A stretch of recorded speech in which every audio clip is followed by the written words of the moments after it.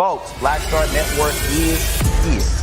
Hold no punches. I'm real revolutionary right now. Support this man, Black Media. He makes sure that our stories are told. Thank you for being the voice of Black America, Roland. Stay black. I love y'all. All momentum we have now, we have to keep this going. The video looks phenomenal. See, there's a difference between Black Star Network and Black-owned media and something like CNN. You can't be Black-owned media and be scared. It's time to be smart. Bring your eyeballs home. You dig?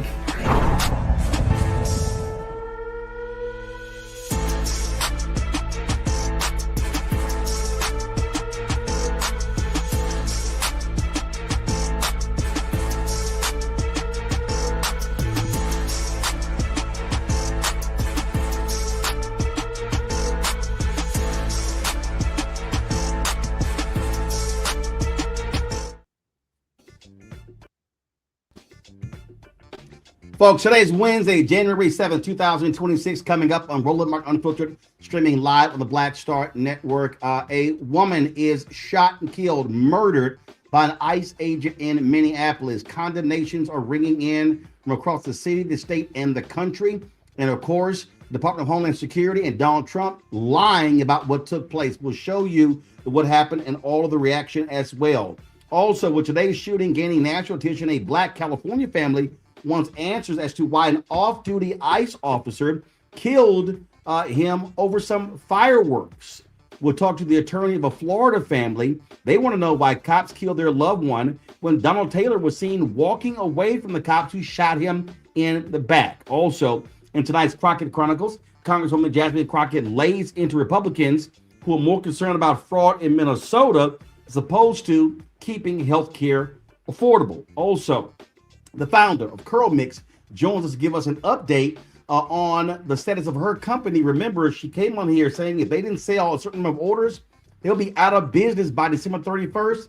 She'll tell us where they stand. And sad news, a former Black Star Network show host has passed away after a courageous battle with cancer.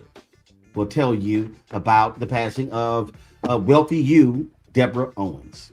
Folks, it's time to bring the funk on Roland Mark Unfiltered on the Black Star Network. Let's go. He's got whatever the miss, he's on it. Whatever it is, he's got the scoop, the fact, the find. And when it breaks, he's right on time. And it's rolling. Best believe he's knowing. Putting it down from sports to news to politics. With entertainment just for kicks, he's rolling. It's on go, roll, roll, y'all. It's rolling Martin, yeah. Rolling with Roland now. He's funk, he's fresh, he's real, the best, you know he's rolling Martin now.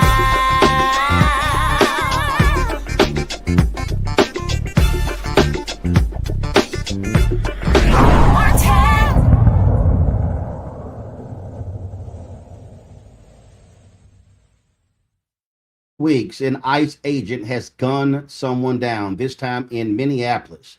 It took place there with a confrontation with ICE officers. Now, the Department of Homeland Security, they literally tried to say that violent rioters weaponized a vehicle who attempted to run officers over. Folks, that's an absolute lie. This is the actual video of the shooting.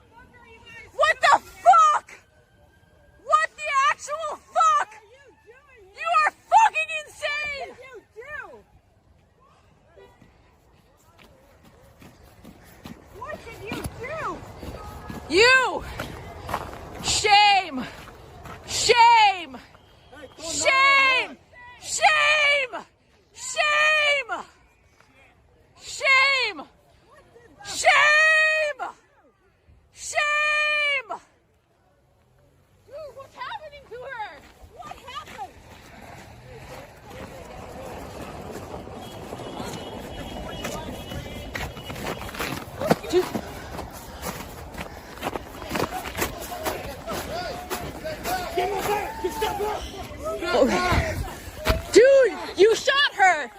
I'm trying to help. No, no. You fucking shot someone in the fucking face.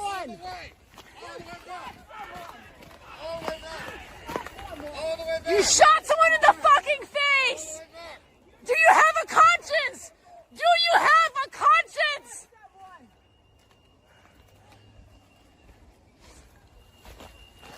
Don't let the murderer leave! Don't let the murderer leave! You guys are the fucking criminals! You don't get to tell us what to do! Fucking criminals! Don't let him leave! Don't let him leave!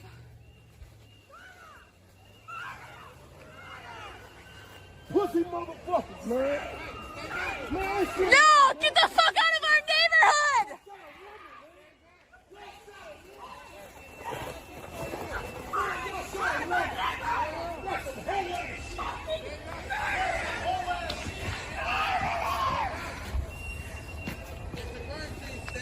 Yeah, it's a fucking crime! We fucking know it! We're here!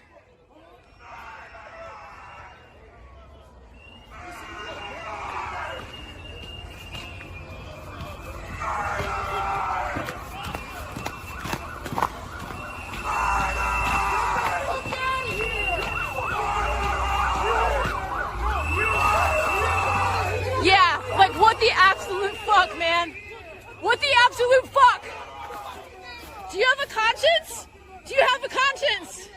Do you have a conscience? This is the time, man. This is the time to have a conscience. This is not okay. This is not okay.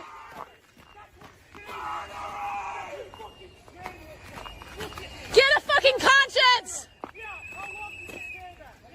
Can you look at me and tell me you're doing the right thing here? Get the fuck out of here, bro. You didn't fire any weapons. Fucking your people did that. In the head. In the head. I didn't do anything. And she drove You into the floor. murderer. You, look at me. Look at me. You can't even. Watch out, man. Watch out. Why don't you look at me? I thought you could do it. You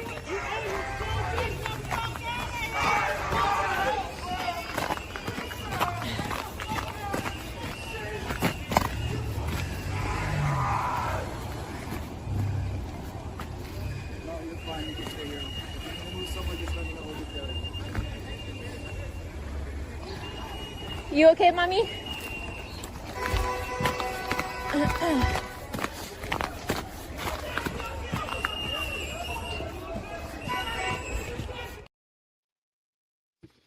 Now, folks, here's this video from another angle. Watch this.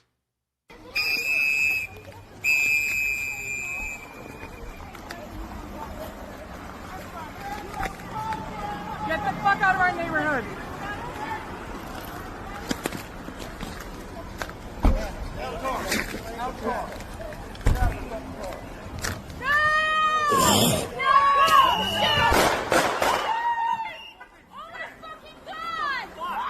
What the fuck?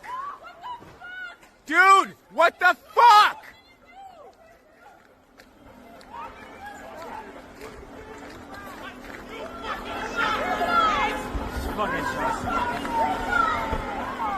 Dude, you did a murder for what?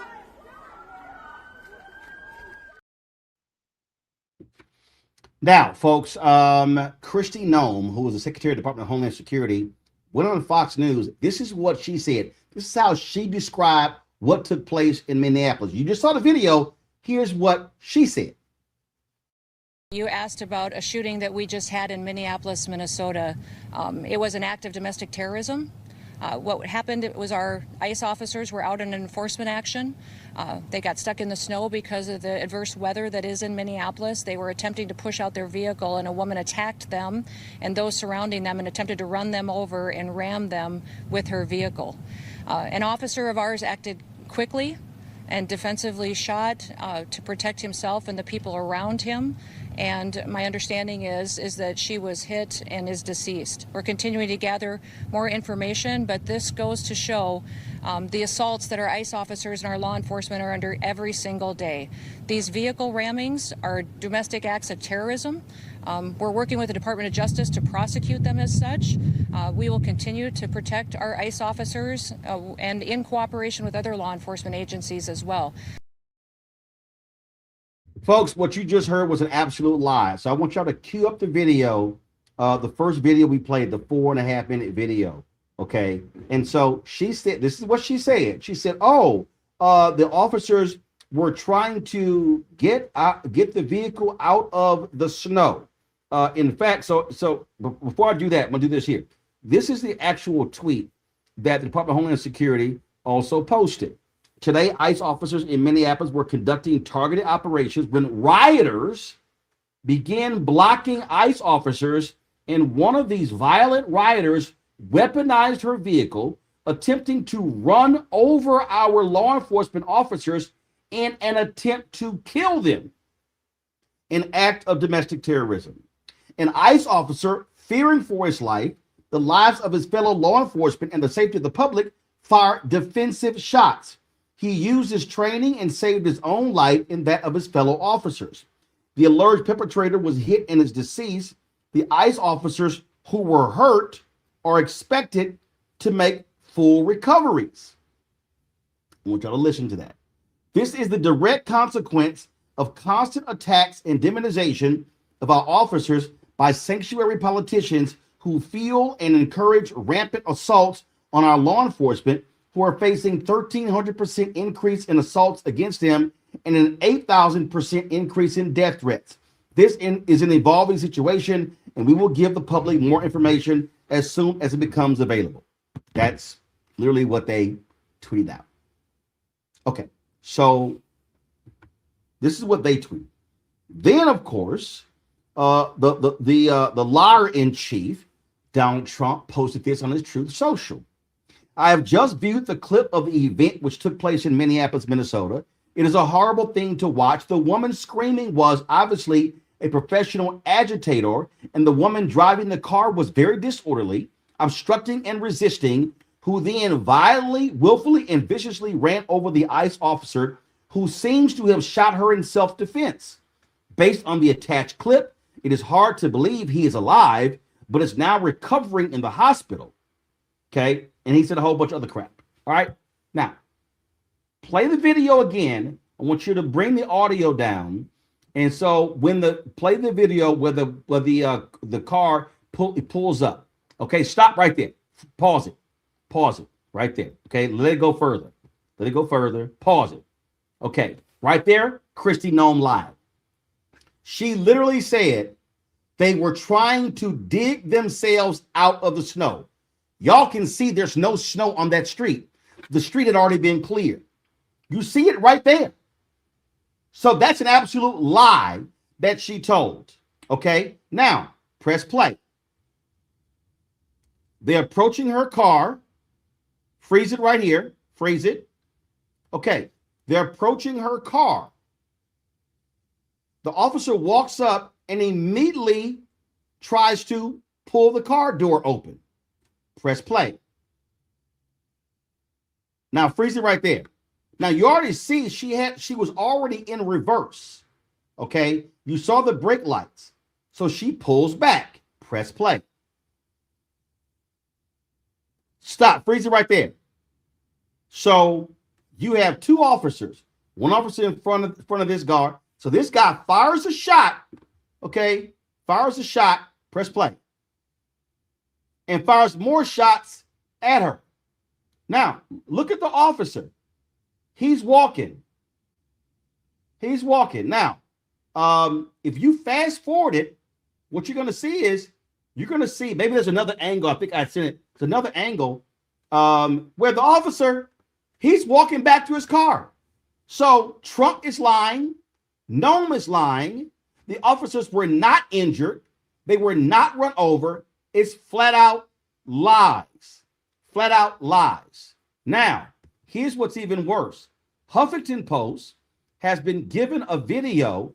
Let me know if y'all have it. If you don't have it, please let me know.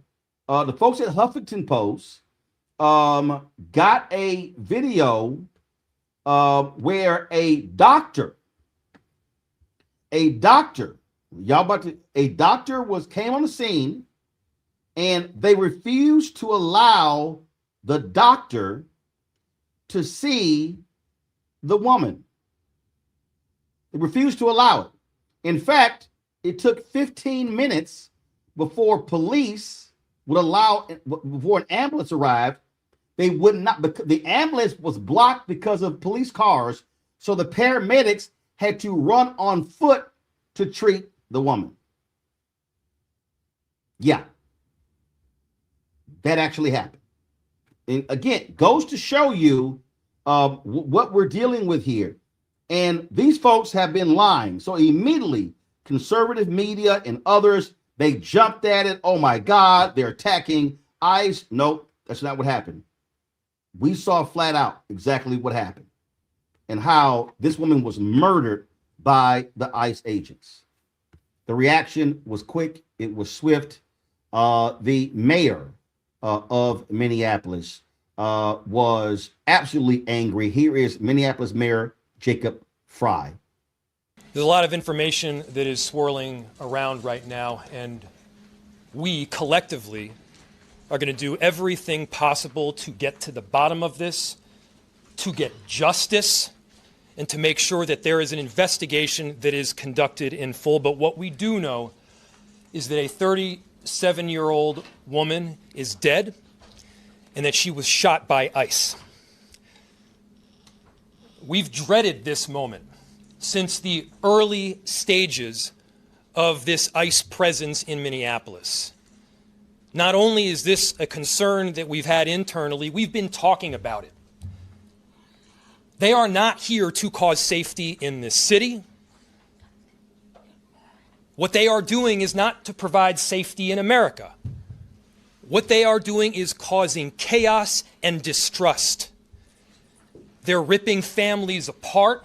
They're sowing chaos on our streets.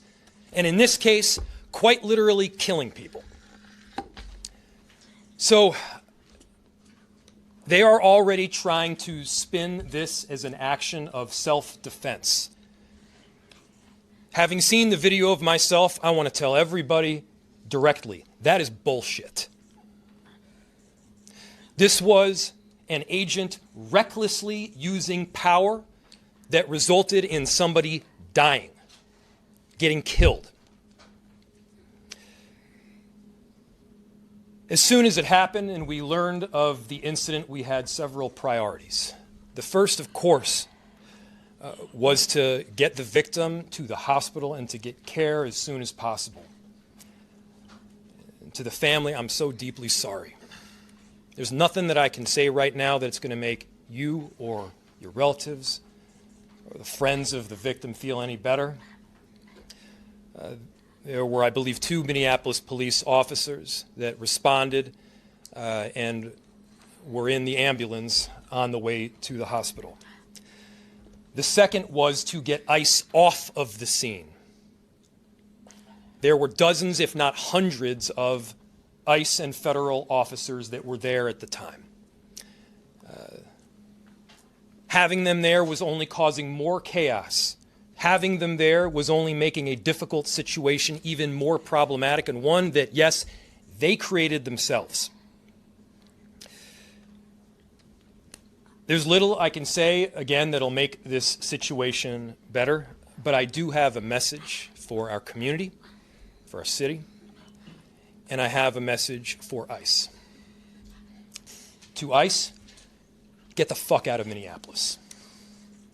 We do not want you here. Your stated reason for being in this city is to create some kind of safety, and you are doing exactly the opposite. People are being hurt. Families are being ripped apart.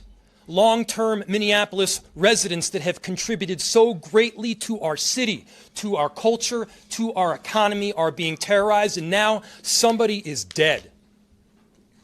That's on you. And it's also on you to leave. It's on you to make sure that further damage, further loss of life and injury is not done.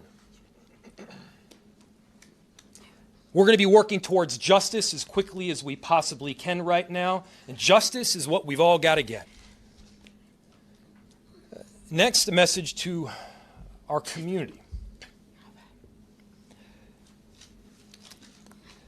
Look, we all know that the agenda of this Trump administration is to create chaos. Let us respond right now with our best versions of self.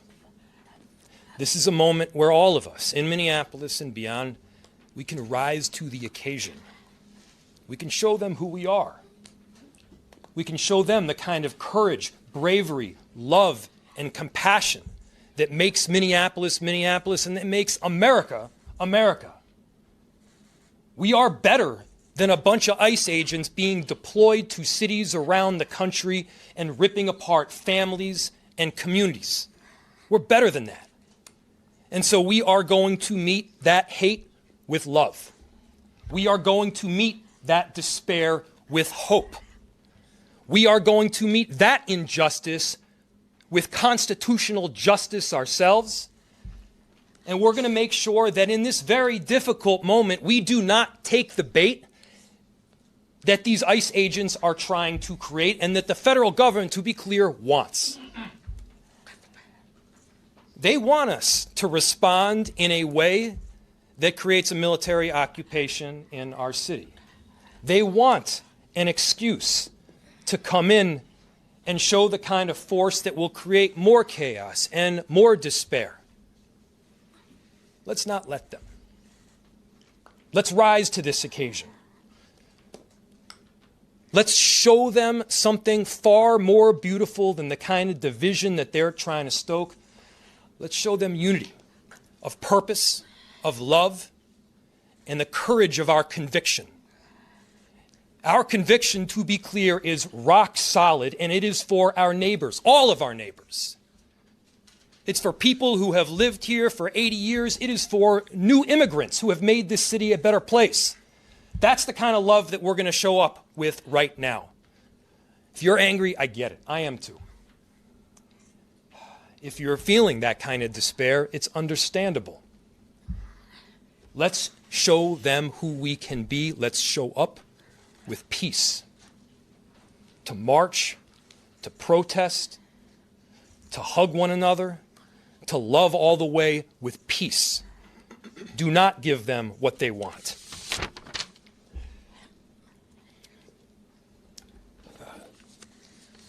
Finally, we've got a lot of work that needs to happen right now to make sure that, first, of course, the scene was secured as much as possible, that we were able to get the victim, now deceased, to the hospital. We've got a lot of work to do in the coming days. I want to thank our city enterprise for the work that they have done, but more importantly, what they're about to do, because this is going to be heavy and our city has been through a lot. We also know that we're prepared to do right for people. All right, folks, this is how Minnesota Governor Tim Walz responded in his news conference after this murder. This morning, we learned that an ICE officer shot and killed someone in Minneapolis. My deepest condolences to the family, to the loved ones who had to learn about this tragic event on national television. We have been warning for weeks that the Trump administration's dangerous, sensationalized operations are a threat to our public safety, that someone was going to get hurt. Just yesterday, I said exactly that. What we're seeing is the consequences of governance designed to generate fear, headlines, and conflict. It's governing by reality TV, and today that recklessness cost someone their life. I've reached out to Secretary of Homeland Security Kristi Noem, and I'm waiting to hear back. Let me be clear, Donald Trump and his administration may not care much about Minnesota. That's been pretty evident, but we love this state. We won't let them tear us apart. We'll not turn against each other. To Minnesotans, I say this: I feel your anger. I'm angry. They want a show. We can't give it to them. We cannot. If you protest and express your First Amendment rights, please do so peacefully, as you always do. We can't give them what they want. The hearts and minds of the people in this state are on our side. To Americans, I ask you this: please stand with Minneapolis. To Minnesotans, know that our administration is going to stop at nothing to seek accountability and justice. The State Bureau of Criminal Apprehension are working on the investigation. We have activated the State Emergency Operations Center. State Patrol and Minnesota National Guard leadership is connected with the Minneapolis Police Department, the St. Paul Police Department, Hennepin County Sheriff's Office, the DNR, and Minnesota's Homeland Security and Emergency Management. We have activated dozens of members of the State Patrol's mobile response team. And from here on, I have a very simple message. We do not need any further help from the federal government. To Donald Trump and Kristi Noem, you've done enough. There's nothing more important than Minnesotan safety. I've issued a warning order to prepare the Minnesota National Guard. We have soldiers in training and prepared to be deployed if necessary. I remind you, a warning order is a heads up for folks. And these National Guard troops are our National Guard troops. They're teachers in your community, they're business owners, they're construction professionals. They are Minnesotans. Minnesota will not allow our community to be used as a prop in a national political fight. We will not take the bait. Folks, again, just shocking and stunning, and the lies continue to come out of the White House as they try to cover all of this up. Our panel is Rebecca Carruthers, President, CEO of Fair Election Center out of D.C., Tyler McMillan, Social Justice Leader and Movement Strategist out of D.C., Joy Chaney, founder of Joy Strategies out of D.C. Rebecca, I'll start with you. I mean, it's just lies, pure and simple from Trump's White House. No shock, because he's a liar in chief. Well, first, Happy New Year, Roland. So with talking with some folks on the ground and getting messages like on my phone, just getting, asking people, hey, what are you hearing on the ground? Especially to your point earlier, the stark contrast of what the administration is saying that is lies and very inaccurate. Even the idea that this person was protesting, as you can see in that video and what I'm hearing from folks on the ground, that there is no reports that there was a formal protest that was happening. But even saying that this person was a domestic terrorist, once again, there's no, first of all, a domestic terrorist, there really isn't that designation by the federal government in this country, and they're not even able to prove it. So they're just saying words. What this reminds me of, I had a conversation with a colleague last year, and they said, look, we're in a slow-moving civil war. It started at Charlottesville, and quite frankly, it's a war between white people versus white people, just like the last civil war that we had. And so what's interesting as a Black person observing and seeing what's happening is a white woman was killed today. And yes, they're trying to paint her as super liberal because also in that car was her wife, because this was a white woman who happened to be a lesbian. And the reason why I bring that is that we know this administration is going to try to other her. They're going to try to say she was extremely radicalized. They're going to say all sorts of things. And so I'm curious what white people are going to do in this country when they see one another being killed by this fascist regime. We sat there and we watched Tyler as Trump and Noem lied, talking about the injuries. This is the officer who shot and killed this woman. Oh my God, how did he survive? It doesn't look like he's having serious issues with walking. Again, but that's how they actually lie. Yeah, absolutely. And I would say the only domestic terrorists that we have seen in this country lately is those who insurrected the Capitol and who was marching here in Washington. And I think when we look at this case, when federal agents kill civilians and walk free, I think the message is really clear. It says that some lives are expendable in the name of enforcement, and that Black lives and folks' lives, immigrant lives, continue to live under this constant surveillance and this fear and this militarization of their communities.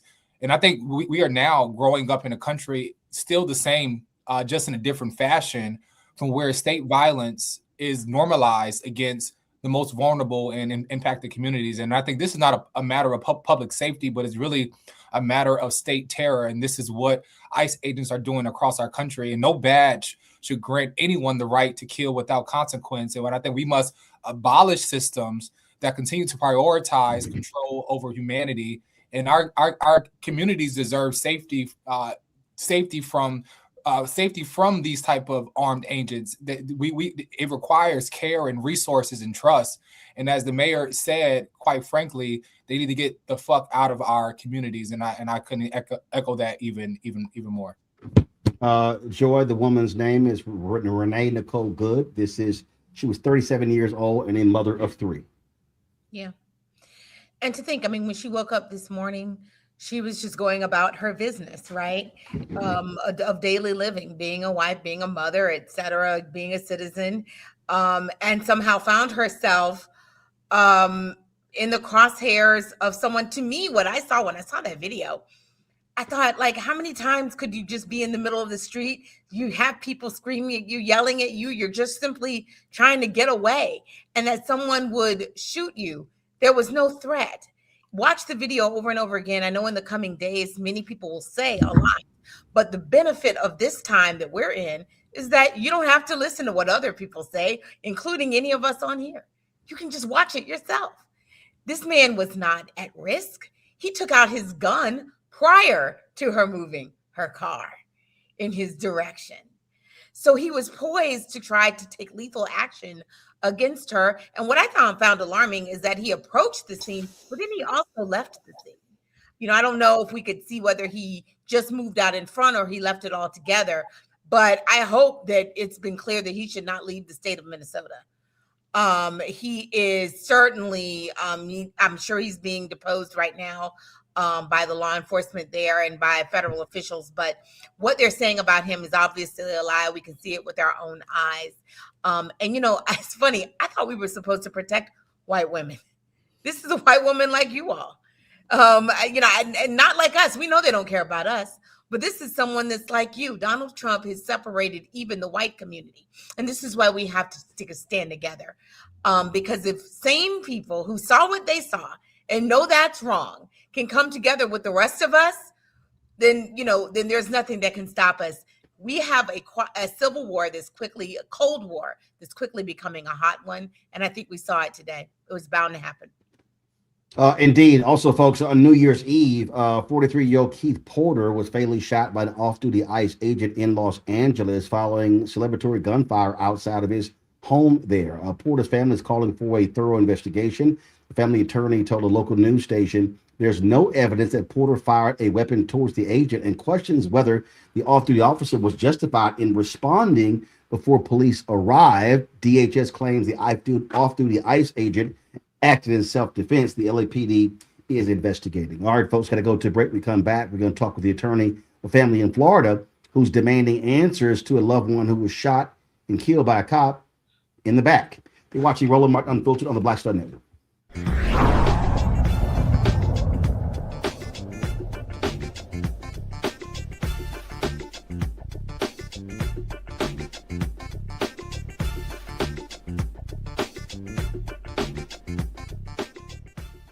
They said the quiet part out loud. Black votes are a threat, so they erased them. After the Supreme Court gutted the Voting Rights Act in 2013, Republican legislatures moved fast. New voter ID laws, polling place shutdowns, purges of black voters from the rolls. Trump's Justice Department didn't stop it, they joined in. In 2018, his DOJ backed Ohio's voter purge system, a scheme that disproportionately erased black voters. Their goal, erase black votes and political power. Yeah, that happened. These are the kinds of stories that we cover every day on Roland Martin Unfiltered. Subscribe on YouTube and download the Black Star Network app. Support fact-based independent journalism that centers African Americans and the issues that matter to our community.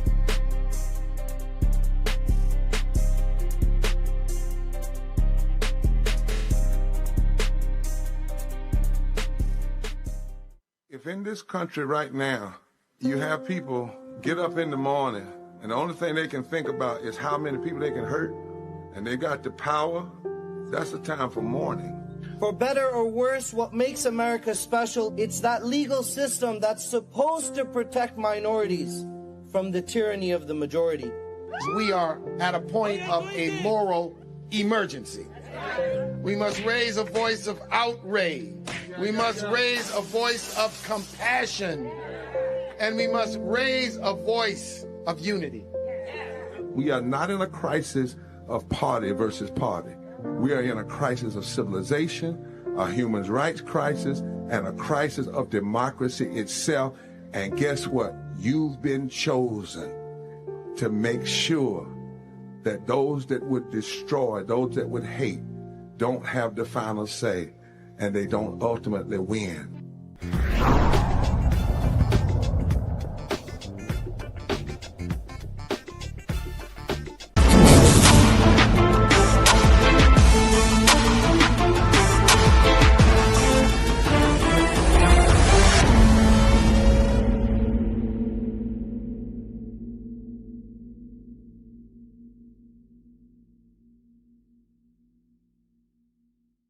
In the street by cops, and he had his hands up while doing so. In a newly released video of the August 3rd shooting, 32-year-old Donald Taylor is seen walking down the street. He goes out of frame, but what happens when he reappears that leads his family to say he was murdered. Now we want to warn people that this video is disturbing. It could trigger some folks, and so we want to give you some time to look away. Again, it's a very difficult video to have to watch. So let's go ahead and play it.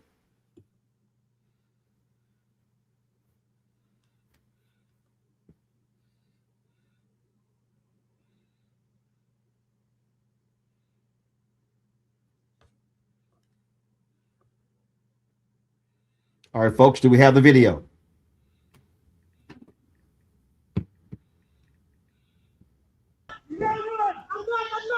What are you doing?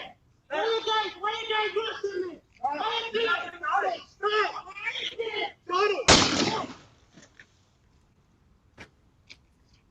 Don't move! Do not move! Do not reach! Do not reach! Do not reach! I'm leaving.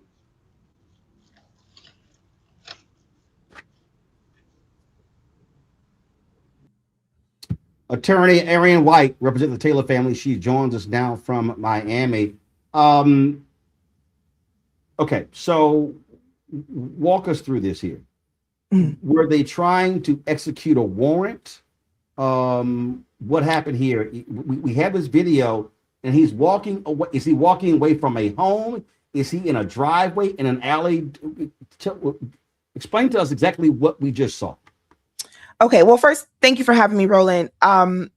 He is walking away. So the beginning of this video, there are a couple videos, and he is walking towards where we now know the police officers were. But then he's seen walking away, and you can kind of hear the commotion of when the interaction with the officers first begins. It's not an alleyway. It's a street where there's just more street. It's a neighborhood. It's a community. He's not on anybody's property. He's just walking down the street. And he comes into contact with these police officers, and he walks away, as you saw, with his hands up, with his arms out. And he's shot in the back once, a fatal shot. I am of the opinion, I'm not a medical expert, but it appears very clearly he died right there. But that is information that the family has not even been provided, quite frankly. Every piece of information that we have is because his family has been diligent in trying to figure out what occurred that day. Haven't gotten any information from the police. We don't know who the officer was. I cannot even confirm that they were executing a warrant. Transparently, there were several felony crimes that Mr. Taylor was suspected of occurring, I believe, the week before this incident. And it is possible that they were trying to execute a warrant, but I'm not 100% sure, because the answers that I have gotten from the multiple police departments that are investigating this, and we can talk about that a little bit more if you want, are none. Zero. We haven't gotten any information from them. We were able to get this video because of a Good Samaritan who thought it was important that this family have answers for what actually happened that day. Again, what's strange to me is so he's walking away. We're going to play the video again because I think it's important so we properly understand what happened here. His hands are up. Doesn't look like he's reaching for anything. So go ahead and play the video again. Okay, so we see he's walking away.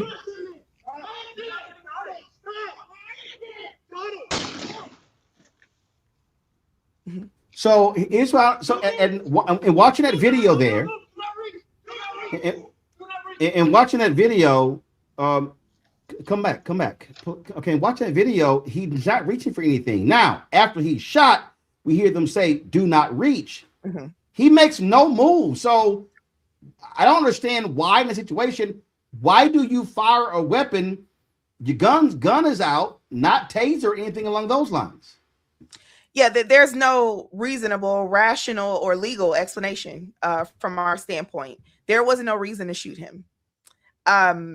It's my understanding that sometime before this incident, there was another interaction where he was able to get away, is the way that they explain it. I haven't been given any details on that either. Even in that situation, though, there has not even been an allegation at that point that he was armed or anything like that. Now, at some point later in this video, there appears to be a weapon that's discovered on his body. But I want to remind you, Roland, we live in Florida. People have weapons. I have weapons, right? So it's not illegal to have a weapon.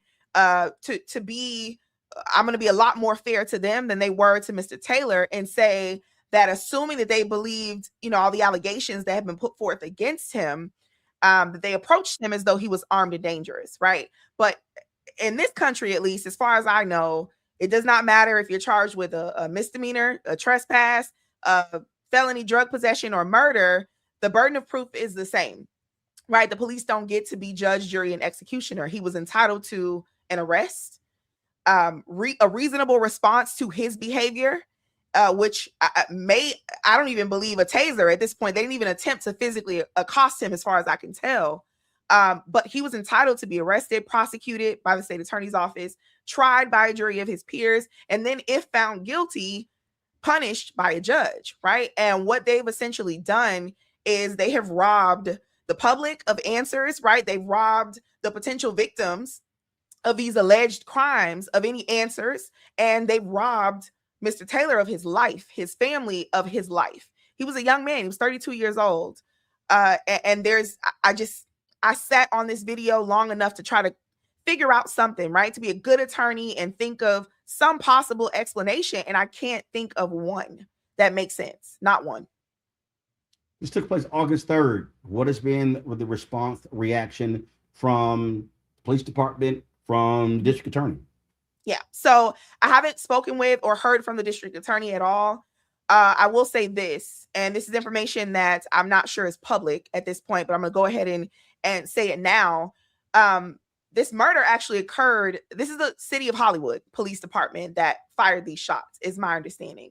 The actual murder occurred in another city, in an adjoining city, the city next over, if you will. So that city is investigating, but I haven't gotten any information from them. I've submitted public records requests to the city of Miramar, which is where this actually occurred, right north of Miami, the city of Hollywood, and FDLE, who is investigating the shooting right now. But I haven't received really anything from any of those departments. So we don't even know the name of the officer who fired the shot. And it is January 7th. This occurred in August. Well, certainly keep us abreast of what comes next in this story. I certainly will. The shooting there just makes no sense. All right, we appreciate it. Thanks a lot. Thank you for having me. Folks, headed to a break. We come back. Congresswoman Jasmine Crockett tears into Republicans regarding their lackadaisical attitude when it comes to health care for Americans. We'll talk about that next right here on Roland Martin Unfiltered on the Black Star Network. Don't forget to support the work that we do. Join our Bring the Funk fan club. Your dollars make it possible to do the work that we do. And so if you want to be a member of our fan club, we've had nearly 37,000 people who have donated since we launched the show September 4th, 2018. And so the goal is to get 20,000 annual donors, averaging about $50 each a year. We're raising $1 million to help us fund what we do here. If you want to support that work, give me a cash app, use the Stripe QR code, just hit right here on the screen. You can use that use that same thing for credit cards. Click the Cash App Pay button to contribute. PayPal, R Martin Unfiltered, Venmo, RM Unfiltered, Zelle, Roland at RolandSMartin.com, Roland at RolandMartinUnfiltered.com. Checks and money order, make it payable to P.O. Box 57196. First of all, make it payable to Roland Martin Unfiltered, mail to P.O. Box 57196, Washington, D.C. 2003 7-0196. Back in a moment.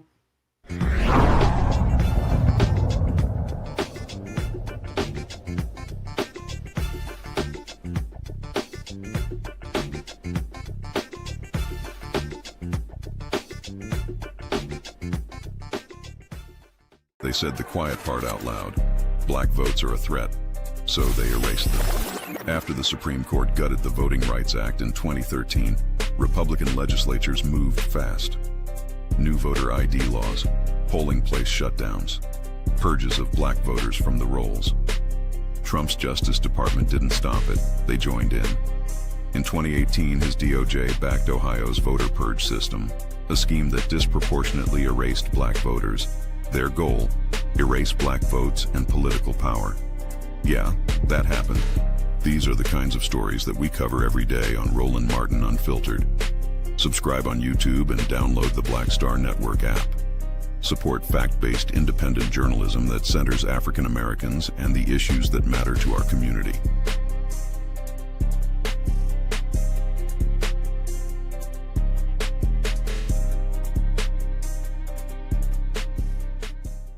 If in this country right now, you have people get up in the morning and the only thing they can think about is how many people they can hurt, and they got the power, that's the time for mourning. For better or worse, what makes America special, it's that legal system that's supposed to protect minorities from the tyranny of the majority. We are at a point of a moral emergency. We must raise a voice of outrage. We must raise a voice of compassion. And we must raise a voice of unity. We are not in a crisis of party versus party. We are in a crisis of civilization, a human rights crisis, and a crisis of democracy itself. And guess what? You've been chosen to make sure that those that would destroy, those that would hate, don't have the final say, and they don't ultimately win.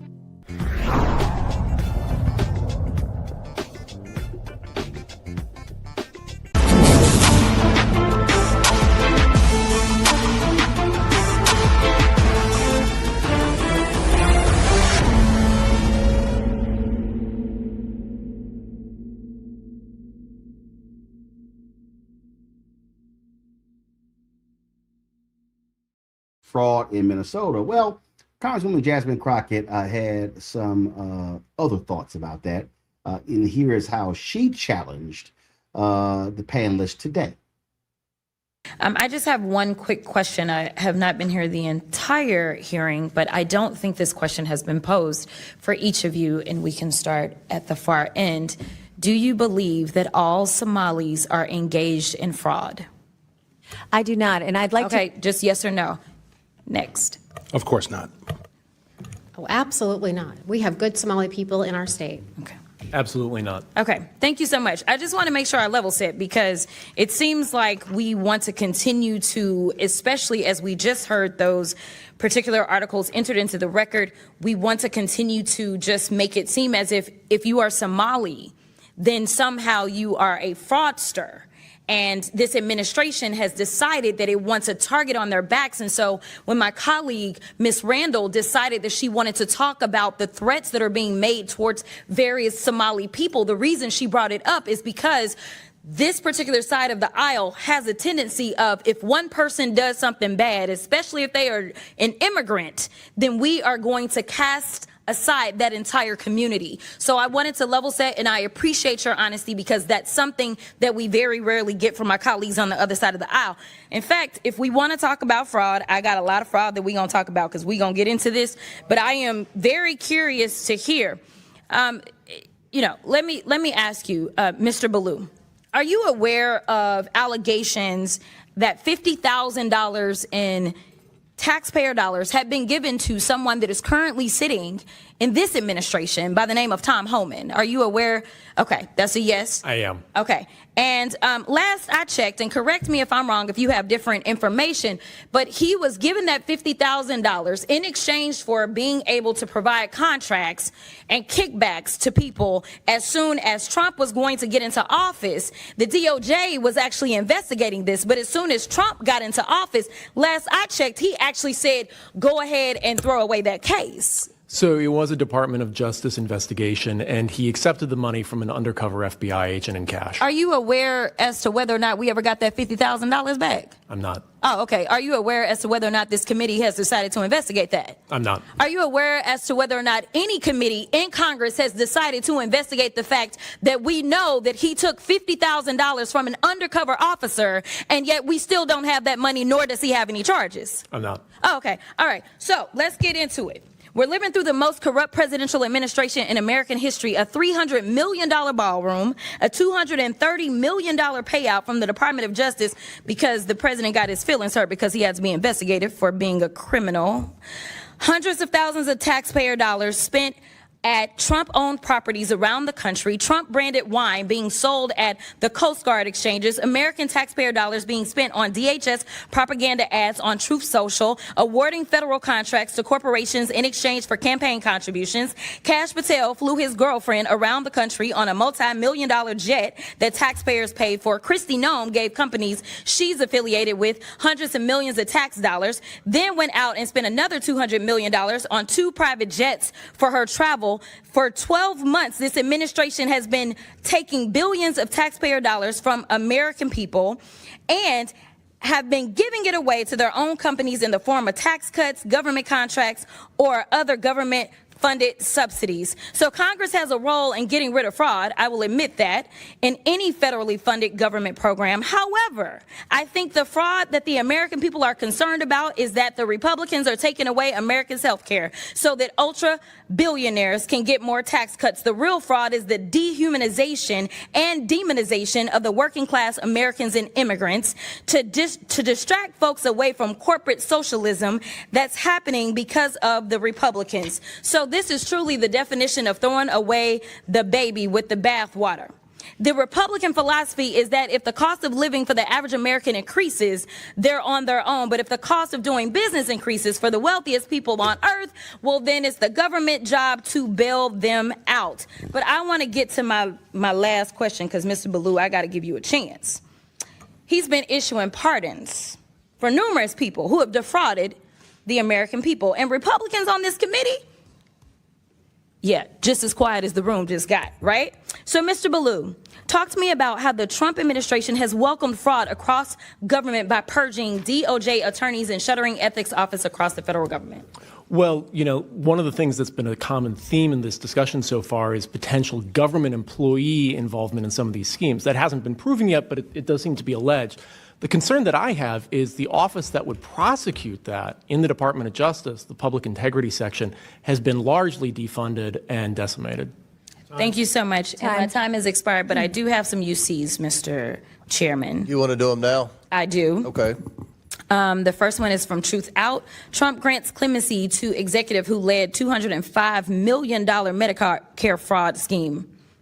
Without objection, it's ordered.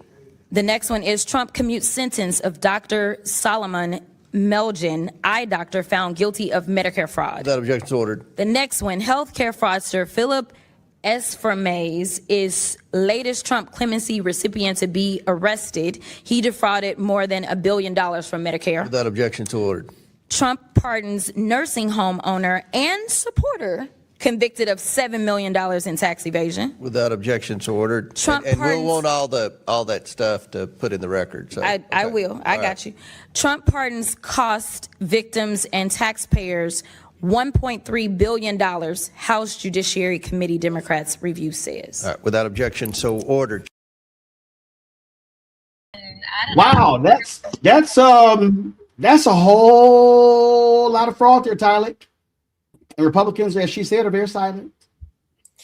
Yeah, definitely. And I think if leaders are serious about stopping fraud, as just said it here, they would, first start off with the corporate abuse and political corruption that we already see. And even though we talk about cutting lines to poor and working class people, being at the brunt of this fraud. And even we talking about healthcare, I think healthcare is a big thing where affordable healthcare is under attack.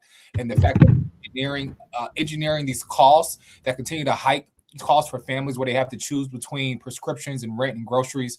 And yet the supporters and corporate billionaires are getting ways out. And so I think, it's definitely, and I'm glad that Representative Crockett definitely pointed that out. Absolutely, and we see what is happening on Capitol Hill. I'm looking to pull the story up. Joy, Democrats had advanced a discharge petition extending the subsidies, the Affordable Care Act subsidies. Now, Republicans did not want that to go forward, but the problem is they really can't do much about that. And guess what? Four Republicans signed the discharge petition, but 9 Republicans voted for it. It passed 221-205. And what this calls for, guess what?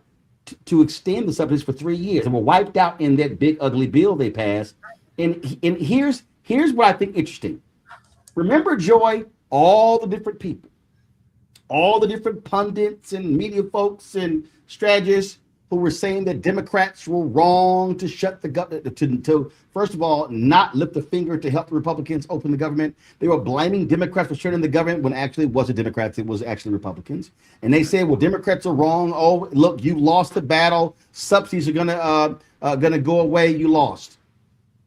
Well, they're literally moving forward. These 9 Republicans realize they're in trouble. These 9 Republicans realize that their constituents are going to have health care premiums skyrocket. And so the vote took place today. It passed for the discharge petition. The full House is going to vote on Thursday. It passed the House. It now goes to the Senate, where Senator Jean Shaheen, they've been trying to put together a bill there. Guess what? This actually might pass. Republicans are in a conundrum. Sounds to me like it was smart of the Democrats, their government shutdown strategy. Looks like it worked. Listen, not just smart, brilliant. And to be clear, to any senator hearing the sound of my voice, this is not the time to negotiate. This is the time, if we get this bill passed in the House, to vote for the House bill. It's the 3-year clean extension, right? So you don't negotiate against yourself. The Republican leadership in the Senate should take up the House bill and move forward, because that's what the American people want. This discharge petition is just there where the members can overcome an intransigent leadership, feckless leadership like what they've had in Mike Johnson. And they say move forward. And you know who's thrilled? Mike Johnson is thrilled, because he can say to Trump, hey, I did what I could, and yet it could still happen. Because every single day, Congress people are getting notes from their constituents saying, I can't get health insurance because my health insurance has tripled.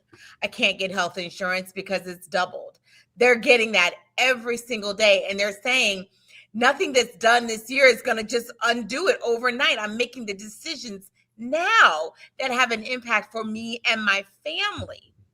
And that's everywhere.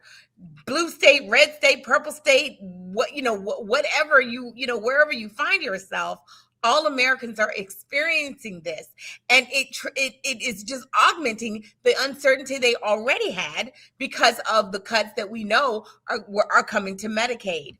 So we have healthcare uncertainty happening all over, and then we're not even talking about the fool in Secretary Kennedy and what he has done to public health and his attacks on that. All of that uncertainty is happening right now, and we have flu season spiking right at a time where people find themselves unable to get health care affordably. So, Donald Trump has caught himself. He knows he made a mistake. Democrats got it right. We need to carry it through. Rebecca, the other reason why the strategy was smart, and there were people. Listen, I remember when Ashley Etienne came on and said, "Hey, Democrats shouldn't do this if they're not committed to the long haul." Here's what it did. What it did was it actually caused them to rally around a singular issue. The time was used to build momentum and to teach the public about what was going on. Those town halls Republicans were having, they were getting crucified in those town halls. And so here we are now at the end result of that. And that is the pressure was brought to bear. And remember, these same Republicans voted for that big ugly bill. They voted for it. They got rid of the Affordable Care Act subsidies. But because of the Democrats' action when they came to the government shutdown, they caused the nation to focus on the healthcare issue. And these Republicans are scared to death of voting against the subsidies because they know what's going on. And this impacts not just the House and the Senate. We're talking about a very popular Democrat who may jump into the Alaska U.S. Senate race. Early polling shows she would have a 7-point lead against the Republicans. You've got Susan Collins under serious assault in Maine. She could get defeated. You've got Joni Ernst, who's choosing not to run in Iowa. The Republicans have been getting their butts kicked in Iowa. That could be a pickup. You got former North Carolina Governor Roy Cooper, hugely popular, running on the Democratic side of North Carolina. That could be a pickup. You got Republicans have not been able to find a big name to run against Senator John Ossoff in Georgia. And so you literally have the potential. Again, it's not guaranteed. Democrats could very well end up controlling the United States Senate by riding the issue of health care and affordability. Roland, we broke this down 2 months ago. In fact, I think it was the first Wednesday in November where we talked about where the Democrats were positioning themselves during the government shutdown and why they needed to really explain what was happening with healthcare and with the subsidies. This is also why we called out Charlemagne the God on the Breakfast Club for purposely spreading disinformation and saying, oh, well, it doesn't matter. What the Democrats are doing doesn't make sense. And then just saying things that were erroneous to Black listeners of the Breakfast Club in regards to what was happening. I think the key that what we did, the key was walking people again. This is where I think it's important. Because a person who's watching today may go, well, okay, I'm not understanding 6 months from now. Because remember, we had Congresswoman Lauren Underwood on the show. And if I'm correct, Underwood was talking about, I think she was introducing a bill that would extend the subsidies for a year. What did Donald Trump say in late November? He floated a 3-year extension of the subsidies. Republicans were like, where's this coming from? This particular bill here, it would be 2 or 3 years. And so what you have going on here, and again, this is where I think people have to understand, action that you take in October and November may not manifest or show up until March, April, May. But this is where the strategy comes in. Because if the Democrats had folded early, they then would not have been able to create and build the resonance around the issue. Because it would have been, oh, y'all selling wolf tickets. It's not going to happen. And Republicans, had they folded early, the Republicans could have been like, all right, cool, we survived that. But because they didn't, it was every day. And all of a sudden, you literally saw the story coming like a mushroom cloud. And it got build bigger and build bigger. That pressure is what led to today's action in the House. Yes.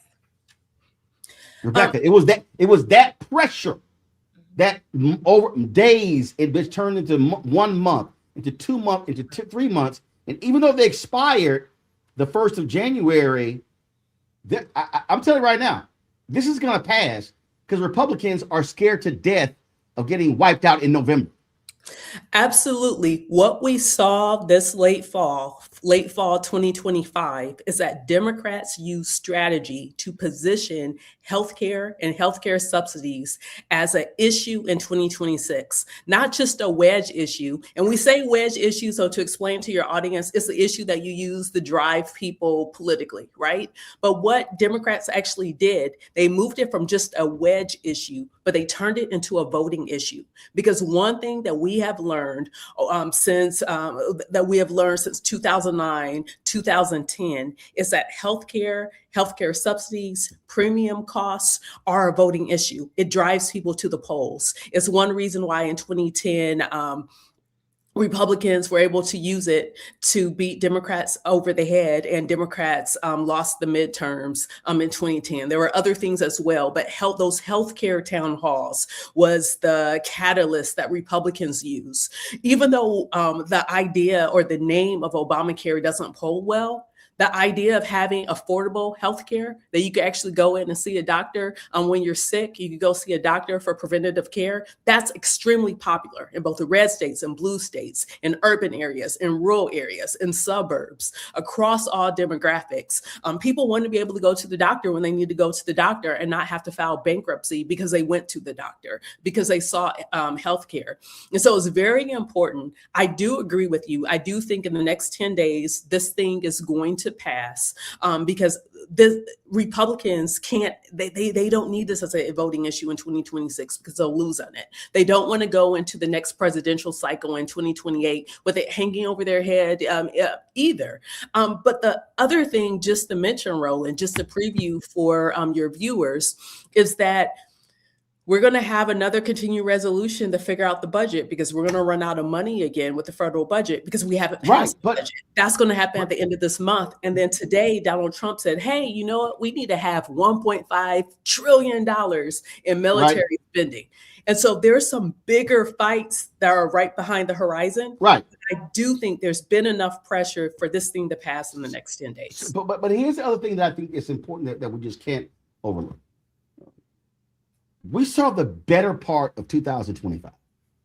I mean, everybody. I mean, people in the chat group, television people, radio people, columnists, bloggers, content. Everybody was saying, oh my God, these Democrats, they don't know what they're doing. They've got no vision. They've got no strategy. They are adrift. And they were. Let's just be perfectly clear. They didn't know what the hell to say or do in February, in March, in April, in May, in June, or July, in August. What changed? I need people to pay attention because we were trying to tell folks this. One, the Epstein files actually centered Democrats. You had folks like Thomas Massey and Boebert and Marjorie Taylor Greene and these MAGA people who like released the files. All of a sudden, Democrats saw a window open. So the audience, most people had never heard of this thing called a discharge petition. Folks had never heard of that. Remember, I need people, everybody paying attention. What everybody kept saying, oh, they don't know what they're doing. Schumer, Jeffries, they're horrible. Their messaging is terrible. In the House, Democrats had no power. But the discharge petition, if you could get 218 House members to sign on to a discharge petition, you can bypass the Speaker of the House, bypass the committees, and bring a bill directly to the floor. What happened?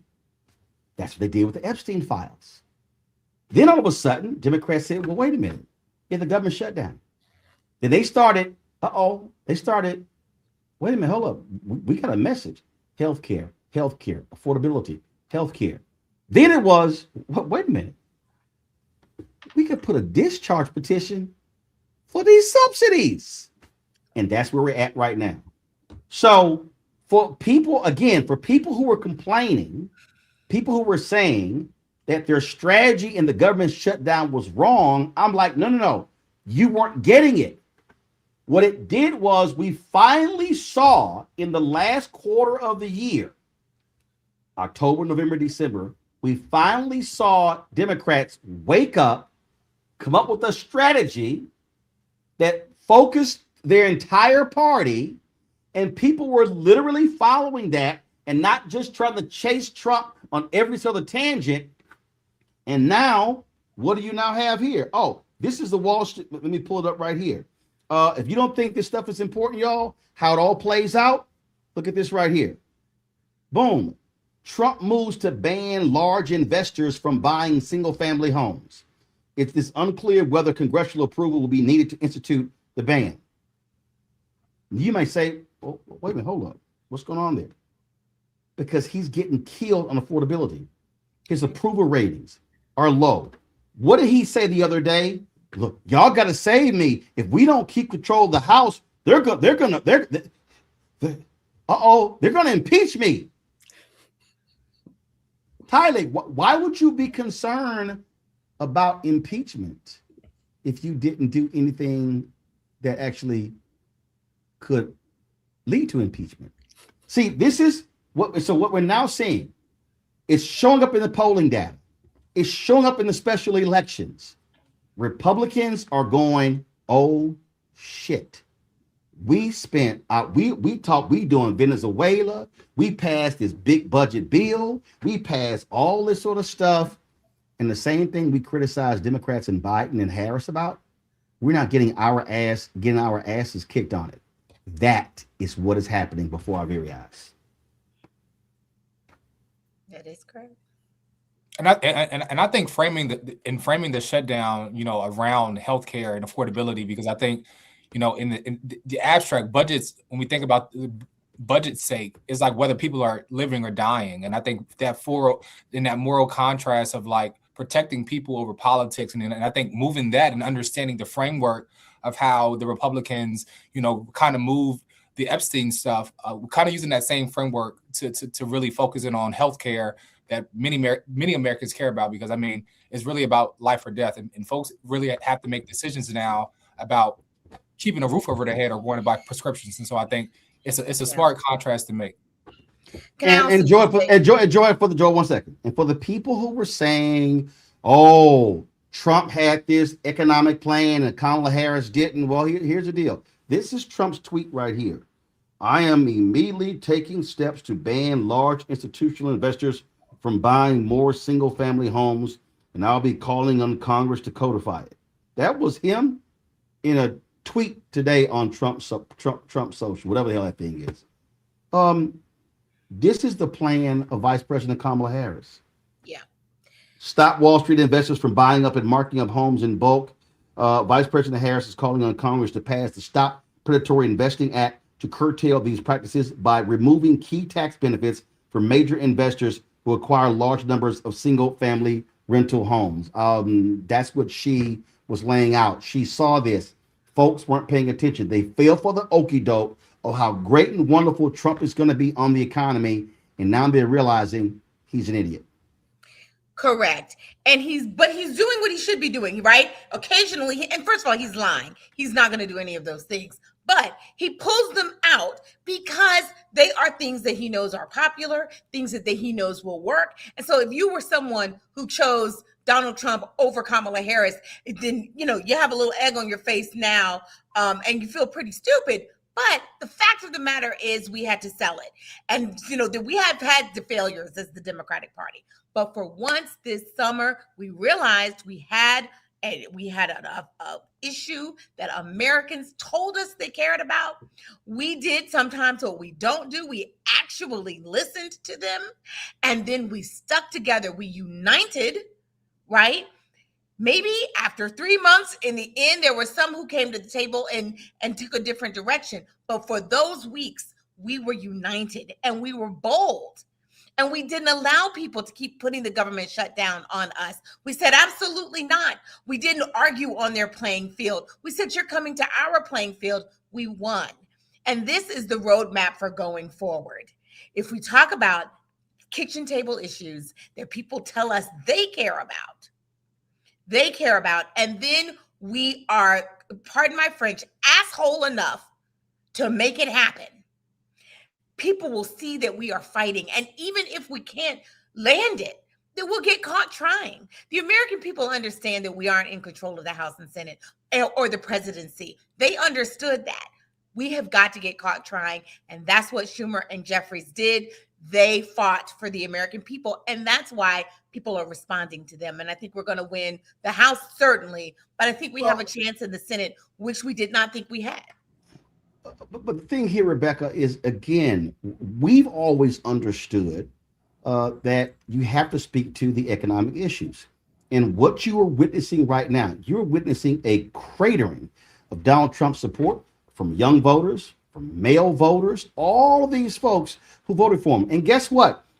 Steve Ratner actually posted this.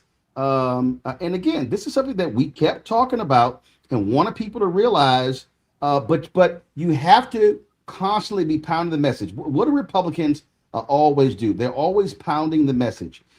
This was from KFF, and this is why that what they were doing during the shutdown was so important, because it emphasized this percentage point increase in uninsured rate 10 hardest hit states.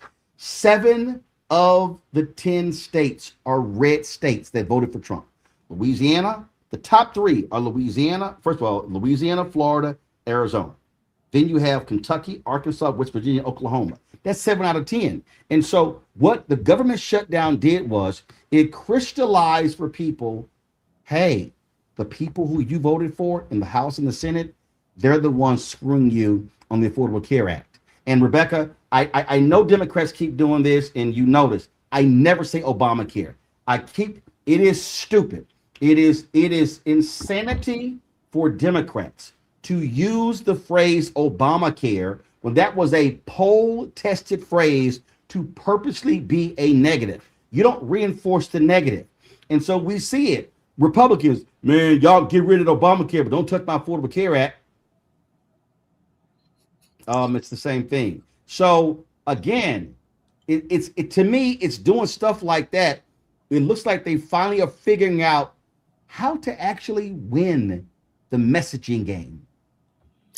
So by taking advantage of this moment and really explaining what the Affordable Care Act is, that is for those who don't have an insurance plan from their private employers, that they're able to go out into the marketplace. They're able to get a quality,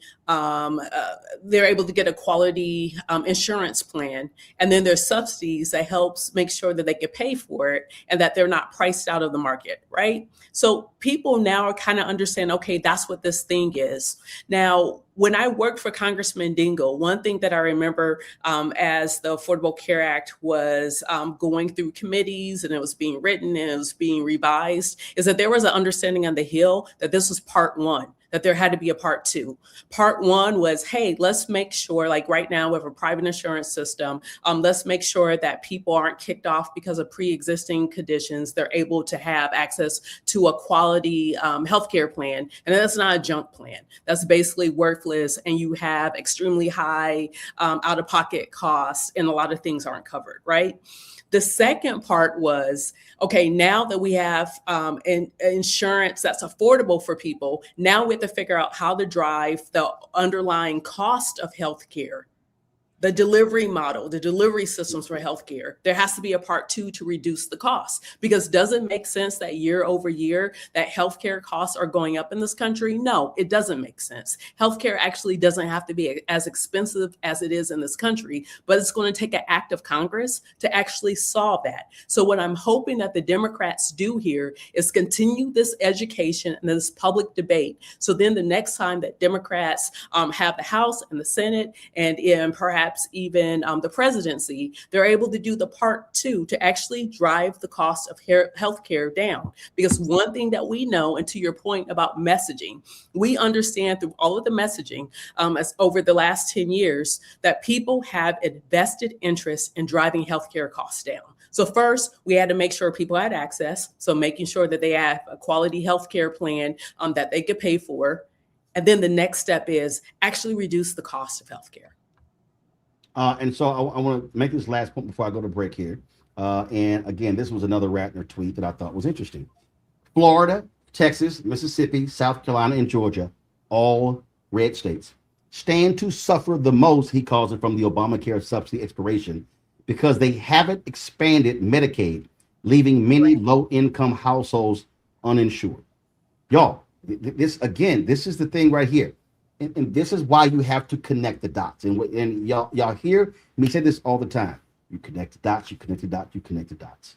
And that is, and this is Bishop William Barber, poor people, the working class.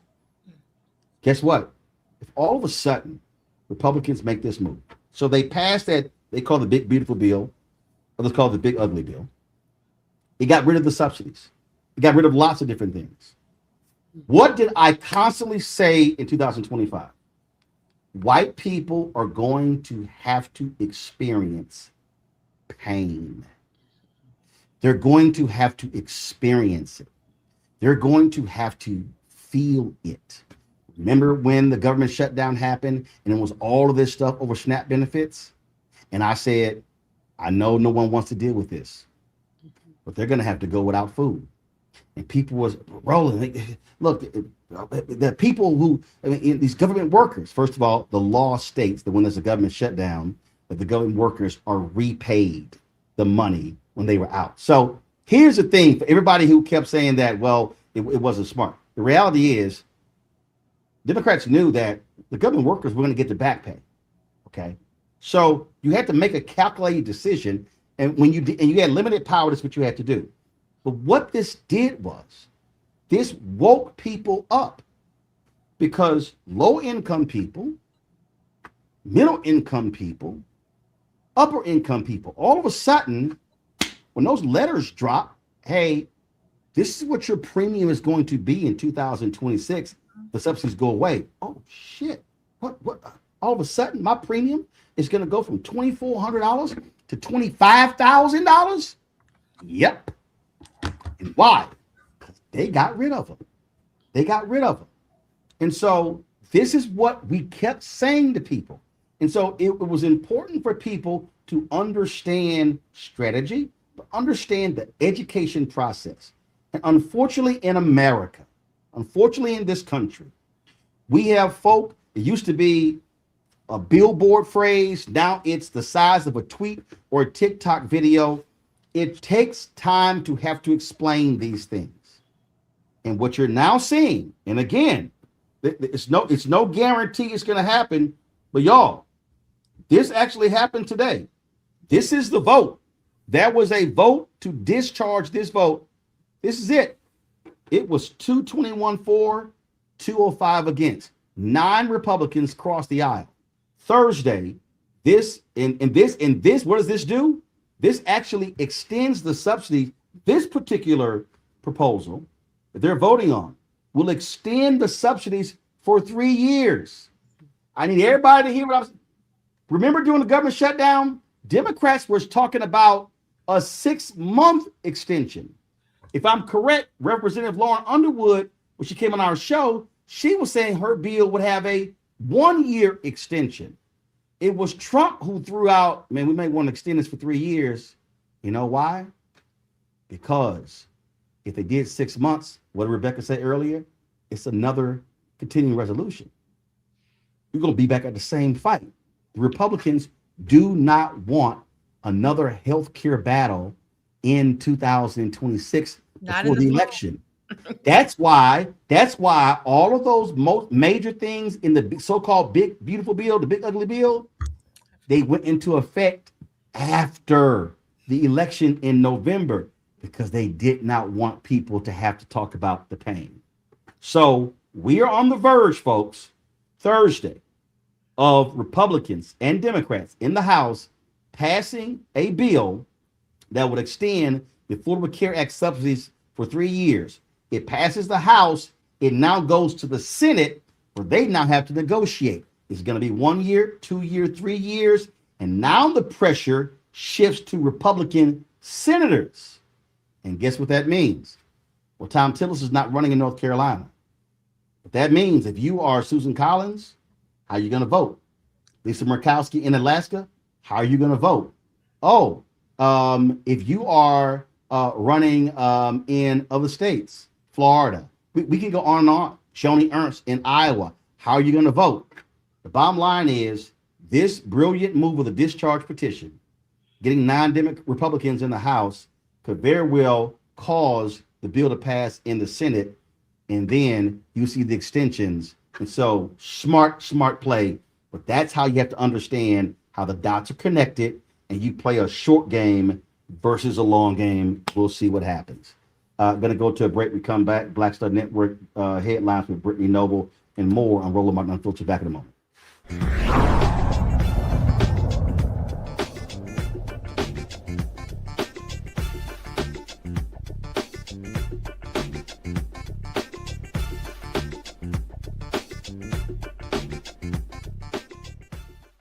hatred on the streets. A horrific scene, a white nationalist rally that descended into deadly violence.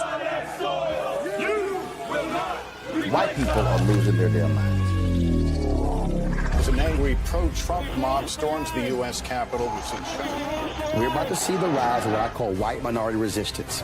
We have seen white folks in this country who simply cannot tolerate black folks voting. I think what we're seeing is the inevitable result of violent denial. This is part of American history. Every time that people of color have made progress, whether real or symbolic, there has been what Carol Anderson at Emory University calls white rage as a backlash. This is the rise of the Proud Boys and the Boogaloo Boys. America, there's going to be more of this. Here's all the Proud Boys, guys. This country is getting increasingly racist in its behaviors and its attitudes because of the fear of white people. The fear that they're taking our jobs, they're taking our resources, they're taking our women. This is white fear.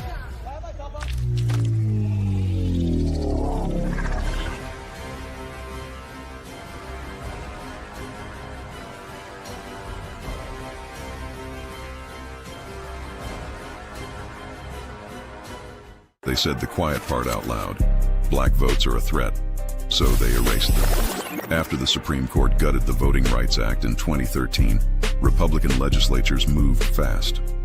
New voter ID laws, polling place shutdowns, purges of black voters from the rolls. Trump's Justice Department didn't stop it, they joined in. In 2018, his DOJ backed Ohio's voter purge system, a scheme that disproportionately erased black voters. Their goal, erase black votes and political power. Yeah, that happened. These are the kinds of stories that we cover every day on Roland Martin Unfiltered. Subscribe on YouTube and download the Black Star Network app. Support fact-based independent journalism that centers African Americans and the issues that matter to our community.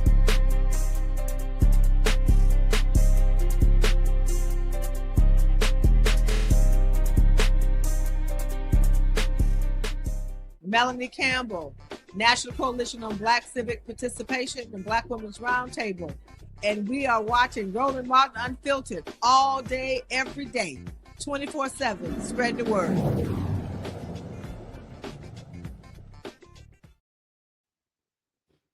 All right, folks. Late last year, we had the founder of CurlMix on, and who said that if they did not sell a certain number of units by December 31st, they were going to be out of business. And so she walked us through exactly how tariffs, increase of goods and things along those lines impacted their business. Well, it's January 7th, and joining us right now is Kim Lewis, founder of CurlMix, to give us an update.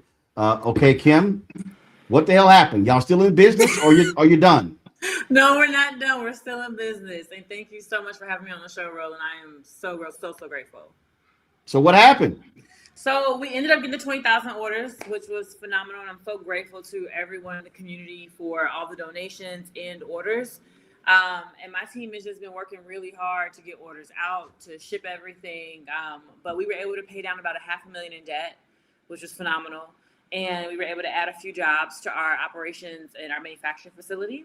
And we were just able to keep our business open, which ultimately was the goal. And I'm so grateful to my community to be able to do that. So you need to hit 20,000 orders. How many did you exceed that? We got about 20,000, almost like on the number. Wow. So it was, I take it every day. You were like watching. Okay, let's see. Come on. Like y'all, come on. Let's hit this number. I have a ticker in my house that counts every day. So I can see when the order's going up, and I'm like, look, today is slow. We gotta get on live. We gotta send an email. We gotta send a text message. Or some days it's like every second. I'm like, ooh, like what's popping? You know, what press went out? What ad is doing well? So yes, we were counting down to the last day for sure. Okay, so what's next? Here we go. You got the 20,000. We're in 2026. What's next? Right now, I'm focusing on building CurlMix. And so you'll see more come out about that. I realize that our special sauce is building in public. You know, it's always a kind of a fight internally to do it. You know, for those of my team members who are more conservative, they never really want to talk about like the numbers publicly. And my investors are like, we don't want to share things. But then my crowd wants to know updates, you know, what's happening, what's going on in the business. And every time we've done something public with a business, it's been successful. From Shark Tank to crowdfunding the first time, crowdfunding the second time, and then protect CurlMix. Now, like, that's our secret sauce. Why don't we just go all in and build in public? And so I'm going to be bringing our customers along as we build in public throughout the year. Where we that's challenges. Sorry, go ahead. Yeah, listen, I have said to numerous people that very issue. I talk about what we do here, and I was having a conversation with several individuals, and I said you have to be transparent. I said you have to be letting people know. This is where we are. This is what we're doing. And I'm going to have probably tomorrow. I'm going to be. There was somebody who was supposed to build our new sprinter, and it was a Black-owned company. This person did not. We sued them. We just got the default judgment. I'm going to give the details tomorrow. And so when there's a piece of equipment, when we're trying to do something, I'm like, y'all, this is what this stuff costs. Because we're in a moment now, and I was having this conversation with a sister who's had a business for more than 20 years.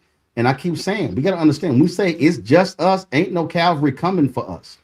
We see how they are attacking contracts. We see how they're attacking DEI. We see how they are going after everything. They want to defund Black America.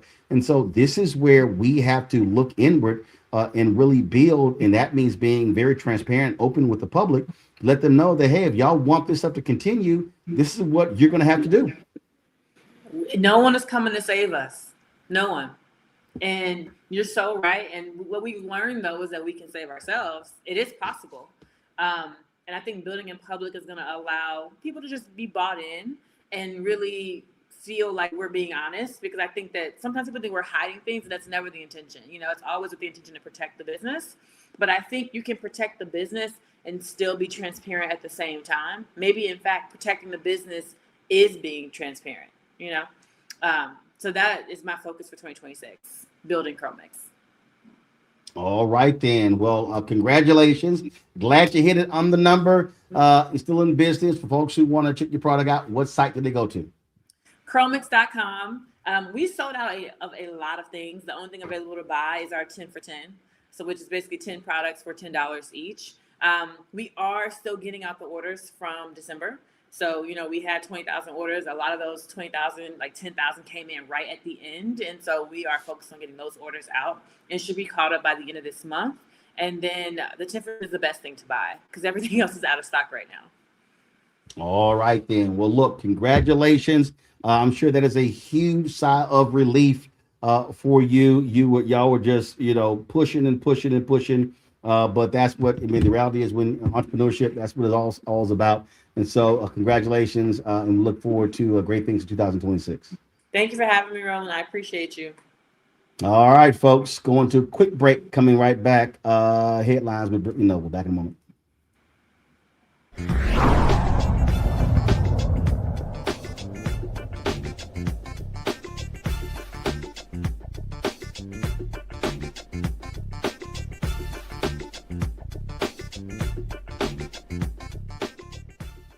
They said the quiet part out loud.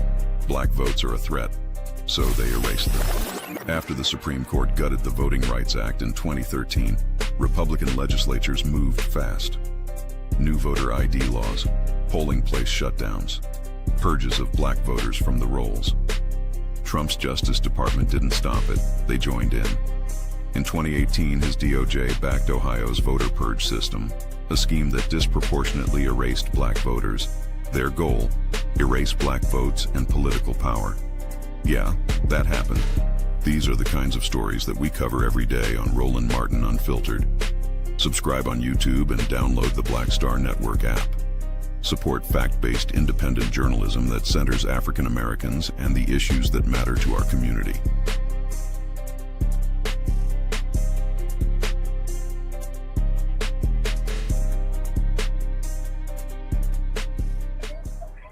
In this country right now, you have people get up in the morning and the only thing they can think about is how many people they can hurt, and they got the power. That's the time for mourning. For better or worse, what makes America special, it's that legal system that's supposed to protect minorities from the tyranny of the majority. We are at a point of a moral emergency. We must raise a voice of outrage. We must raise a voice of compassion. And we must raise a voice of unity. We are not in a crisis of party versus party. We are in a crisis of civilization, a human rights crisis, and a crisis of democracy itself. And guess what? You've been chosen to make sure that those that would destroy, those that would hate, don't have the final say, and they don't ultimately win.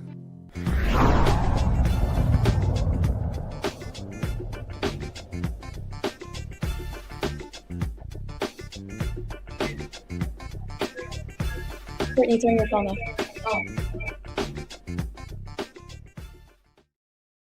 All right, folks, time for Black Star Network headlines with Brittany Noble. Roland, the trial of a former Uvalde, Texas school police officer accused of failing to act during the 2022 Robb Elementary shooting resumes on Thursday. Adrian Gonzalez has pleaded not guilty to 29 counts of child abandonment and endangerment stemming from the massacre that left 21 people dead. Prosecutors say a key witness has changed her testimony, now placing the shooter closer to Gonzalez than she did in statements given to a Texas Ranger during the original 2022 investigation. Now, if convicted, Gonzalez could face up to 2 years in prison. A legal showdown is unfolding between a major U.S. county and the federal government over millions in COVID-19 public health funding. Dallas County has filed a federal lawsuit against the Trump administration's health department and the Centers for Disease Control and Prevention, accusing federal officials of unlawfully reclaiming $70 million in pandemic relief funds. County leaders say the case highlights a broader conflict between local government and Washington over just how much discretion states and counties have in using public health money approved during the pandemic. Wells Fargo in Dallas, Texas is denying a grandmother's $15,000 fraud claim. 83-year-old Billy Young wrote a check in August of 2024 to pay off her car loan. But she learned that someone had altered the payee's name on the check and had cashed it. After disputing the claim, Wells Fargo refused to reimburse her the stolen check. More than a year later, the case remains unsolved.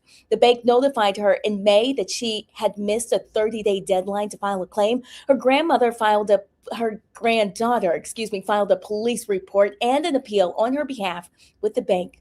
Wells Fargo says that it is now reviewing the case. Young did close her account after banking with Wells Fargo for 30 years. The Texas American Federation of Teachers has filed a federal lawsuit against the Texas Education Agency and its commissioner. It comes after an investigation of teachers' social media posts following the assassination of conservative activist Charlie Kirk. The lawsuit claims that the investigations were unlawful and that the TEA's actions violated educators' free speech rights. The AFT argues that the TEA's policy directed school districts to report reprehensible and inappropriate content on social media, leading to disciplinary actions against teachers. The lawsuit seeks a court order blocking the investigations and requiring the TEA to retract its policy. Also, a Black Virginia couple is suing Buffalo Wild Wings after claiming their receipt had a racial slur on it. Get this, Mark and Natasha Lamone say that they were dining in at the Woodbridge restaurant. Then they asked for a check, and that's when they noticed the word NIGS on their items. The word had been printed on both the bag and the order receipt. The couple is accusing the restaurant of inflicting intentional emotional distress, and now they're seeking $5 million. Roland, back to you. All right, Brittany, we appreciate it. Thanks a lot. Well, guess what, folks? The other day, Republicans in Kansas said, sorry, y'all. Redistricting ain't going to be happening. We can't gerrymander seats here. Well, guess what? In Kentucky, this news as well. There's one Democratic representative in Kentucky. A Republican leader there told the White House, nope, ain't going to happen either. So that's another issue that they have.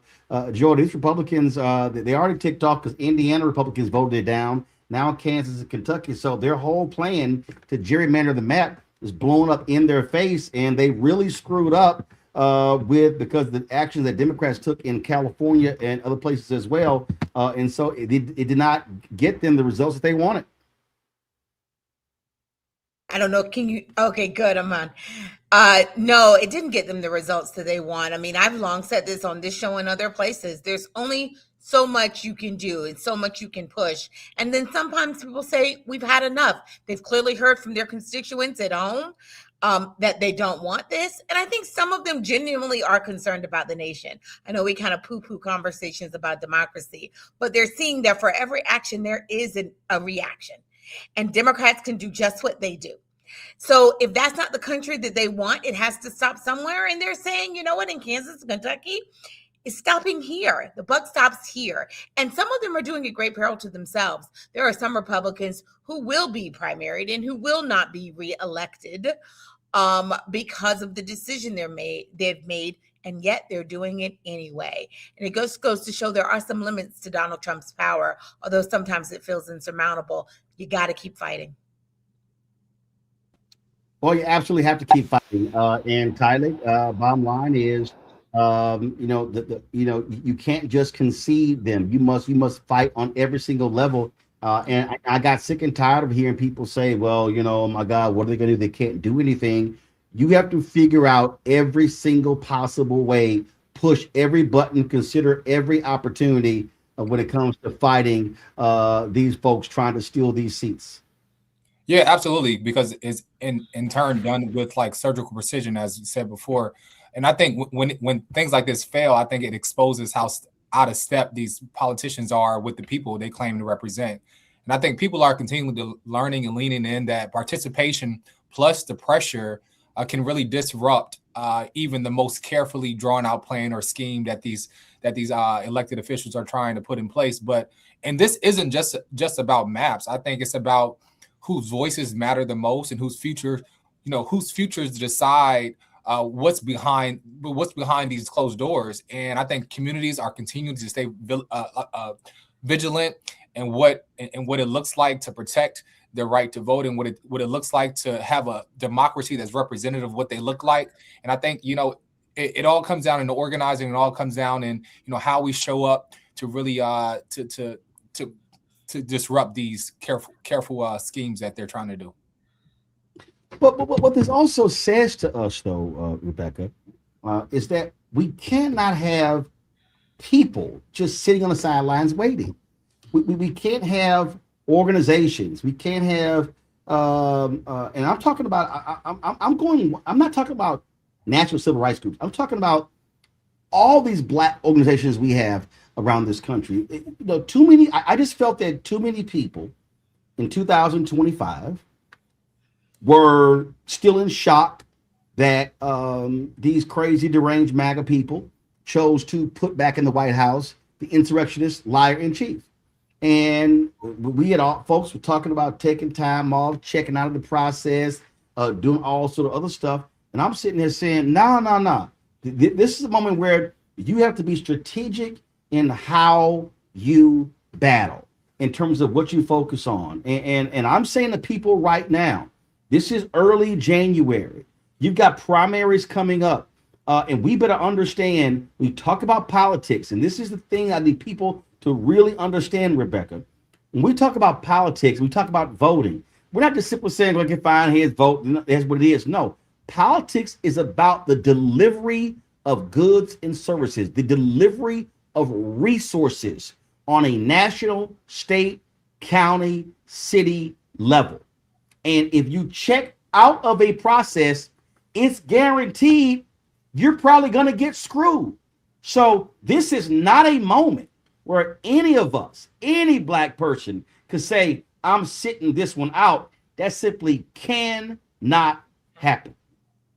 Roland, if you pay taxes, you need to make sure that you're getting your money's worth out of your government. And the only way you could do that is interact with your government. You have to show up. You have to make sure that those in elected office, those in appointed office are being held accountable. You were talking about redistricting. What I saw today is that Governor DeSantis in Florida said he's going to call a special session in Florida in April to get them to gerrymander and try to net some an additional Republican seats in Florida. And so to your point of how different organizations and community groups can get together, well, here's an example. I was listening to Higher Learning the other day, and Van Lathan was saying the Black church brings about $10 to $15 billion a year. right? And so we have all these Black churches in certain areas. We have a Black church, in the hood. Sometimes you have a storefront, a church on every corner, and then there's a liquor store on the other corner, right? But my point in saying this is that we have places for people to convene and to organize. We have different places for people to connect. We need to activate all of our points of connectivity in 2026 to make sure we're engaging the community. It's not just the Divine Nine. Quite frankly, Democrats try to use that as a cheat code. And being someone within the Divine Nine, there's more that we could do to actually impact our communities and to mobilize. But we have institutions like the Black Church. We have a variety of Black institutions. And we're seeing that this governmental regime is trying to defund us, is trying to go after our C3 status or whatever nonprofit status that we have, because they're trying to remove all the scaffolding and supports that we built in the Black community to be able to actually self-actualize and take care of ourselves. We have to double down on Black institutions in 2026, because ultimately this government, and maybe even the next government, is not here for us or is going to take care of our communities. We have to be the ones to show up and take care of our communities, and that requires us investing in Black institutions. It's very interesting as you were talking about our tax dollars, and so people have to be thinking about that in a little different way. I was over the a couple days ago, I was perusing YouTube, and I came across this movie I had never heard of. The movie was Playing Through, the story of Anne Gregory. And she was the first Black woman to play in the U.S. Public Amateur in 1956. She won some 300 golf tournaments around the country. I'd never heard of her. And I saw this movie. Her husband, who served in the Navy, taught her how to play golf. And so if y'all go to YouTube and just type in Playing Through, the story of Anne Gregory, it's phenomenal. I, again, had never heard about her, never knew her story, but she was an amazing golfer. But there was something that you said that she also said. So she integrated a public golf course that was in Gary, Indiana. It was where a lot of Black folks played. So African Americans were banned from playing, was South Gleason Park Golf Course. And so in the early 60s, Gleason Gregory walks up. She says, quote, "My tax dollars are taking care of the big course, and there's no way you can bar me from it." And she said, "I'll see you on the first tee." And she went to the first tee, and she was like, "I dare y'all to call the cops." And then other Black people came as well. That's how that course got integrated. The point that you just made there is so critically important. These are our tax dollars. Exactly. These are our tax dollars for the school district, for the city, for the county, for the state, for this country. And I just need our people to understand this ain't no check out moment. This is the absolute check in moment. And we have to recognize what's going on. So I need folks to be focused. I need us to be engaged. I don't want to hear the pity party. And guess what? If there is we already know Republicans don't give a damn about Black people. Let's just be perfectly clear. Republicans don't give a damn about Black people. That's undeniable. But I made it perfectly clear because people are like, "Oh my God, you a shield?" No, I ain't no shield. If there's a Democrat who ain't doing their job, take their ass out. Listen, right now in North Carolina, there's a Black woman who's a state rep. Her name is I think Carla Cunningham. Well, guess what? She has voted with the Republicans on a number of bills. Democratic Governor Josh Stein just came out supporting her opponent in the primary, Reverend Dr. Rodney Sadler, who comes out of Bishop Barber's movement there in North Carolina. So guess what? I'm very clear. If there are people who are not doing their job, take their ass out. I ain't got no problem with that. I'm down with that 100%. Before I go, got some sad news right before I came on the show. And that is Deborah Owens. She used to host a show called Wealthy You here on the Black Star Network, passed away after a battle with cancer. Pull the audio up.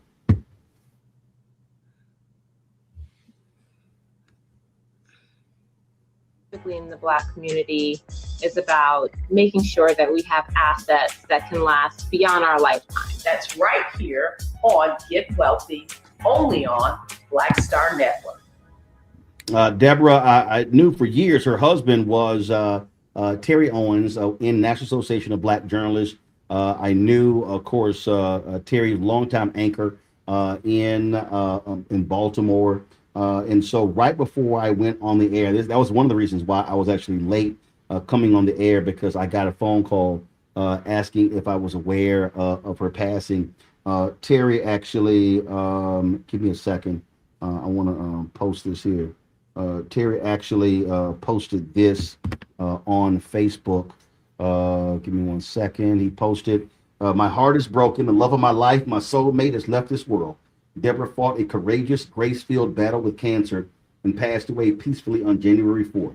So many people were touched by her work, and I will always be grateful for the purpose she poured into it. What she did was more than a career. It was a calling. Educating women about investing became her ministry, second only to the love she gave so freely to me and to our children. Please keep our family in your prayers as we navigate this unimaginable loss. We are making funeral arrangements and we'll share details when available.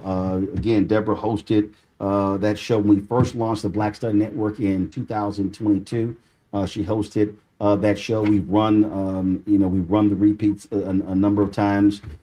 She did seminars and classes all across the country, spoke at a number of different places, was really about not just terrorists, not just with women, but also African Americans, about the importance of investing and saving and building wealth.